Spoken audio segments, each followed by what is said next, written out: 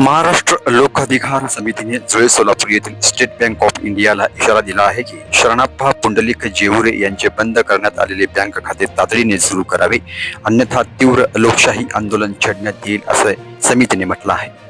महाराष्ट्र लोकाधिकार समितीच्या महिला जिल्हाध्यक्ष उर्मिला गोविंद कोठावळे यांनी स्टेट बँक ऑफ इंडिया जुळे सोलापूर शाखेच्या व्यवस्थापकांना निवेदन देत खाते सुरू करण्याची मागणी केली आहे. समितीच्या म्हणण्यानुसार शरणाप्पा पुंडलिक जेवुरे यांचे खाते नियमबाह्य पद्धतीने बंद करण्यात आले असून त्यामुळे त्यांना आर्थिक व्यवहार करताना मोठ्या अडचणींना सामोरे जावे लागत आहे.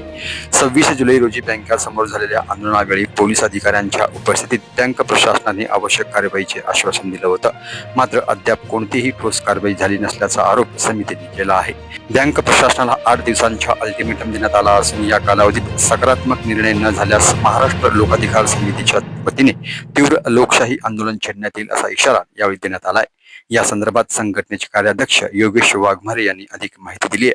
निवेदन देताना प्रसाद करंदीकर, अनिकेत साळवी, नंदकुमार लोखंडे, ओमकार लास्के आणि प्रसाद मेठे उपस्थित होते.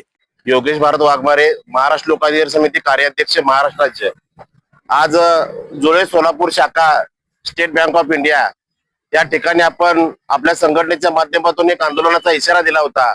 शरणाप्पा जेवुरे हे दाम्पत्य अपंग असून त्यांचं पगार अकाउंट, ते शिक्षक आहेत, प्राथमिक शिक्षक असून त्यांचा पगार या बँकेमध्ये त्यांचा जमा होतोय आणि ते त्यांचं पगार अकाउंट त्यांनी काही कारण असतो त्यांनी बंद केलं होतं. त्यांना अनेक वेळा आम्ही तक्रारी देऊन संघटनेच्या वतीनं, त्या खातेदाराच्या वतीनं त्यांना अनेक तक्रारी दिल्या होत्या की हे अकाउंट बंद करता येत नाही, पगार अकाउंट हे 100% बंद करता येत नाही आणि तुम्ही बंद करू नका. त्यांनी कुठली दाद न घेता पगार अकाउंट त्यांनी बंदच ठेवलेला आहे. त्या अनुषंगाने आज आपण इथं आंदोलनाचा इशारा दिला होता. पण आपले काही आपले इथले प्रतिनिधी किंवा पोलीस यंत्रणा असेल त्यांनी समंजसपणाने त्या मॅनेजर साहेबांनी सांगितलं, या शाखेच्या शाखा व्यवस्थापकांनी सांगितलं की बाबा हे आंदोलन होऊन देऊ नका आणि तुम्ही काय ते चर्चा करून त्यातनं मार्ग काढा. मग त्यावेळेला त्यांनी संबंधित शाखाधिकाऱ्यांनी शब्द दिला की DDRांशी मी चर्चा करतो, अकाउंट आम्हाला उघडता येत असेल तर ते आम्हाला 8 दिवसाची मुदत द्या, त्या पिरियड मध्ये आम्ही त्यांची चर्चा करून आम्ही अकाउंट उघडण्याची व्यवस्था करून देतो. हे दोन्ही दाम्पत्य किंवा त्यांच्या फॅमिली सकट आज तिरड्या आंदोलनाचा इशारा दिला होता. त्यांनी आज आपल्याला शब्द दिला की 8 दिवस थांबा, 8 दिवसानंतर जर आमच्याकडनं नाही काय झालं तर तुम्ही परत हे आंदोलन करू शकताय. जर 8 दिवसात त्यांनी जर ते खातं उघडलं नाही तर आम्ही परत 8 दिवसानं आंदोलन करण्याचा इशारा या ठिकाणी देतोय. आणि आमचं एक म्हणणं आहे किंवा बाई सोलापूर जिल्ह्यामध्ये अशा अनेक समस्या किंवा अनेक खातेदारांचा प्रश्न आहे की बँका कुठल्या तर कोऑपरेटिव्ह असतील किंवा पतसंस्था असतील, अशा खाते बंद करण्यासाठी पत्रव्यवहार करतायत आणि या राष्ट्रीयकृत बँका देशामधल्या अग्रगण्य बँका आहेत. त्या बँका जर त्या लेटरच्या अगेन जर लोकांची खाती बंद करत असतील तर हा लोकांच्यावर खूप मोठा अन्याय आहे आणि या लोकांचं होणारं आर्थिक आणि मानसिक शोषण होतंय. हे शोषण कुठं थांबले पाहिजे म्हणून आमच्या संघटनेनं आज या आंदोलनाचा इशारा दिला होता. आजचं आंदोलन आम्ही यांनी दिलेल्या शब्दावर आजचं आंदोलन स्थगित करतोय. पण जर यांनी 8 दिवसामध्ये आमचं जे खात्यात जेवुरेंचं नाही चालू केलं तर पुन्हा आम्ही यांना आंदोलनाचा इशारा देऊन परत आंदोलन लावण्यास आम्ही तयार आहोत. बँक प्रशासनाचं असं म्हणणं आहे, जरी खातं या बँकेत असलं तरी मुख्य जे आहे ते सांगलीला ठेकेदारांचं आहे, त्यांच्या आदेशाशिवाय त्यामध्ये प्रोसेस करता येणार नाही. पण मुळात हे खातंच बंद करता येत नाही. सांगली जिल्हा असू दे किंवा सोलापूर जिल्हा असू दे, महाराष्ट्रामध्ये प्रत्येक सांगली जिल्ह्याला नियम वेगळा आणि सोलापूर जिल्ह्याला नियम वेगळा असं कुठल्या कायद्यामध्ये नाहीये. संबंधीचे तक्रारदार आहेत, आपण ज्यांच्या बाजूने लढताय, वास्तविक त्यांच्यावर 29 लाख रुपये कर्ज आहे आणि या बँकेसह इतर 2 बँकेचं त्यांच्यावर कर्ज आहे असं त्यांचं म्हणणं आहे.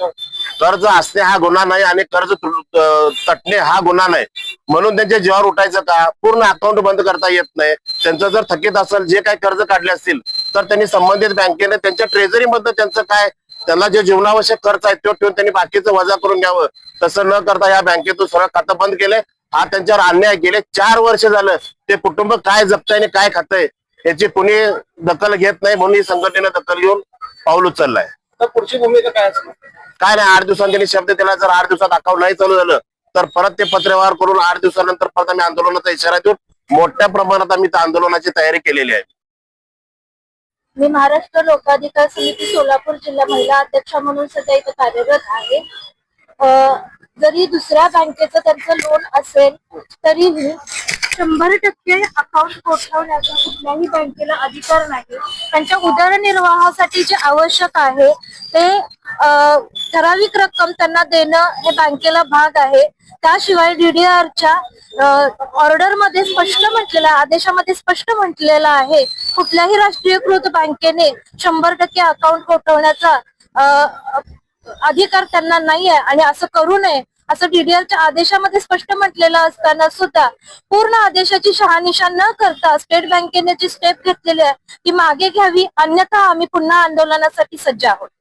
डीडीआरच्या अध्यादेशाशिवाय आम्हाला तो निकाल मार्गी लावता येणार नाही असं त्यांचं म्हणणं. डीडीआरच्याच आदेशामध्ये जे सांगितलेलं आहे की तुम्हाला राष्ट्रीयकृत बँकांना हे बंद करता येत नाही. पुणे आयुक्तांनी सुद्धा हे सांगितलेलं आहे की राष्ट्रीयकृत बँकांना हे अकाउंट 100% गोठवता येत नाही आणि तरी सुद्धा हे जर केलेलं असेल तर बेकायदेशीर काम तुम्ही करत असाल तर त्याला तुम्ही कायदेशीर मागणी पुन्हा कशी करायला लागणार. या संदर्भात जर न्याय मिळाला नाही तर प्रायव्हेट पिटिशन आपण यांच्याविरुद्ध 100% आपण दाखल करू.